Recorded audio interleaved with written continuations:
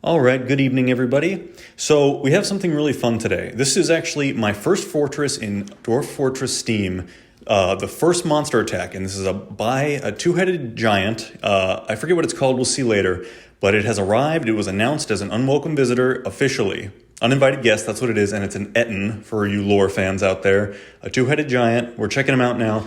And I was not sure. I've been playing this map successfully. I have a population of 70. And I've been playing for, I want to say, we're in late summer of year 8, and I started on year 5. So it's only been a few years. I was not sure if my army was ready for this, but they handle it. I'll take you through the play-by-play.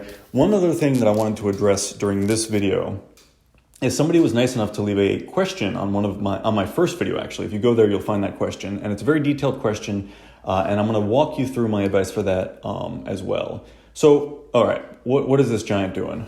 For starters, did I already talk through something? He's coming down from the mountainside. He's looking to start trouble. I'm not even sure, he was an unwelcome guest. I assumed he was going to start trouble, but I'm not sure if he was. So this is the first bad thing. So this dwarf arrives too early. Everyone else was busy with doing something else, so they didn't respond to my command fast enough. So he showed up alone, and he gets ganked. Rest in peace. We did recover the body. But that's a common thing when the dwarves don't show up together. The first guy who shows up and runs in, and there's ways to control that. I just didn't. Like I said, this is a new fortress, and I didn't know. I had not tested these squads at all. So he dies, unfortunately. And then the weird thing is that this Etten is traumatized by having hurt him, and so I was like, that's interesting. He's a very complex character in that way. They'll show that at some point. But so this guy gets got because he goes one-on-one, and I had one no uniform squad of 10 and then one archer squad of 10. And I'd been training them, but this is the first time that they were there's not even any, this map is like a weird sand plane. So it's completely impossible to farm on the surface as far as I know, and I've tried a lot. And it also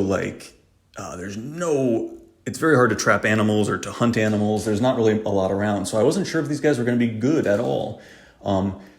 He is now enraged, and he is, it says seriously injured. So that first guy stood up to him. And the Steam version is a lot more balanced in terms of difficulty level. So this was an appropriate first enemy to throw at me. I'm so braced for normal Dwarf Fortress where it's brutally hard. You can see he's chasing this poor innocent worker who does, don't worry, successfully flee. That's why I'm not paying attention to it. He's hurt from fighting that first dwarf, and he's now enraged. So he chases this woman off, and I'm checking my guys. I'm like, where are you guys? And I come to a realization. This is a combat tip.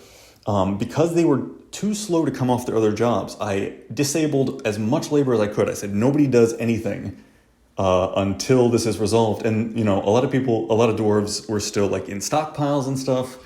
But this helped, and it made dwarves with all the things, because I'm really overtaxing them. I need more than 70 dwarves for how fast I want to progress.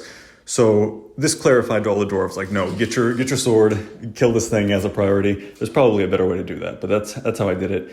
So he goes up to the hill. He loses actually that lady dwarf flees successfully, and he loses her, and then he's injured, so he's wandering. He wanders back down.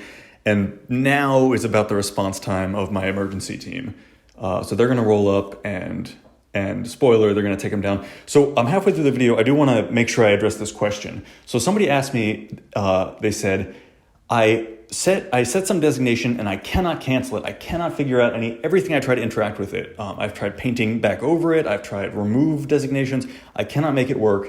And they were expressing real frustration because this had taken so, they were having trouble with it, and they were like, everybody on this scene is good at explaining, but just not in this way, and specifically in this troubleshooting way. So I'm going to do my best.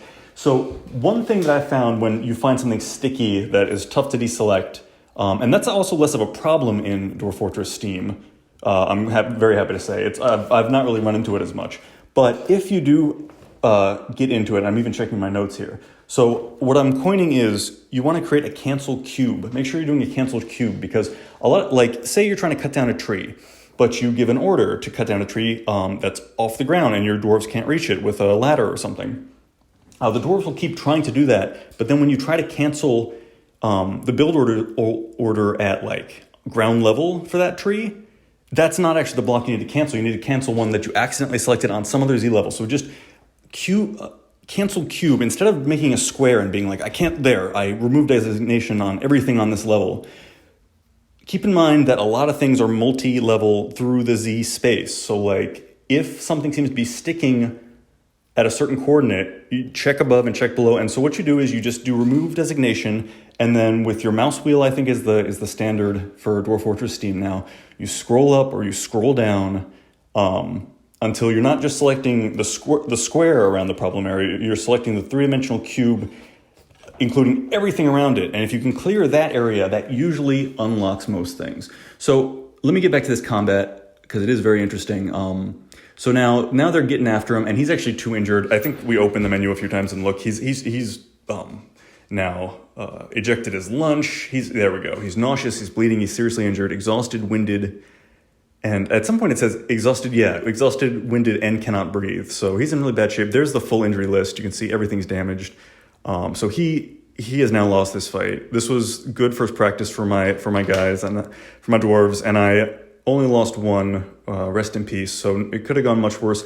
You know, I'm used to old school Dwarf Fortress where sometimes, you know, a monster just shows up and everybody dies, and that's just the end. So that's why this fight, which, you know, was basically just my guys get their gear, they go kill the monster. One guy showed up too early, bit off more than he could chew. It was pretty level appropriate, is I guess what I'm going to say. So it looks like I have one more minute. I hope that the cube clearing or cube canceling was helpful to the person who asked a question. If you have any other questions or just want to vent about something that's not working in your fortress or anything, go for it. I really welcome that. Ask me questions, leave it in the comments, and I will do my best to explain it. You can be your own judge if I'm making it worse or better. I think I started this series as Dwarf Fortress Explained Poorly. So, I mean, you get as promised. But thank you for watching, and I hope you'll join me for the next one. That's it. Like and subscribe. Thanks, guys. Thanks, everybody.